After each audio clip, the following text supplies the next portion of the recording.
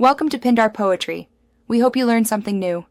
You begin by confirming power and transmitter basics so you don't chase phantom faults. First, make sure the gate motor has 1224V and the breaker or fuse is seated. Once power is confirmed, test the remote battery with a meter and reseat its contacts. Next, place the remote within 0.5 to 1 meter of the receiver to reduce interference while pairing.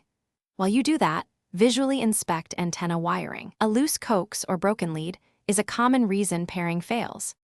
Now reprogram the receiver and each remote with deliberate steps so the gate only accepts the intended transmitters. Put the receiver into learn mode using its button, switch, or labeled terminal. If codes are cluttered, clear them first so you avoid collisions. Press a single remote button until the receiver indicates success, then repeat for each additional remote. Make sure the antenna is vertical and away from metal. Once done, test range at several distances to confirm consistent operation. Finish with functional and safety checks so you leave the gate reliable and compliant. You should test full operating range, observe behavior near obstacles, and verify safety photo eyes or edges stop motion.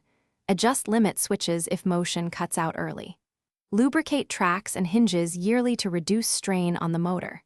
If programming and power are correct, but it still fails, swap in a known good remote or temporarily replace the receiver board to isolate the fault, and then proceed to order the specific replacement part.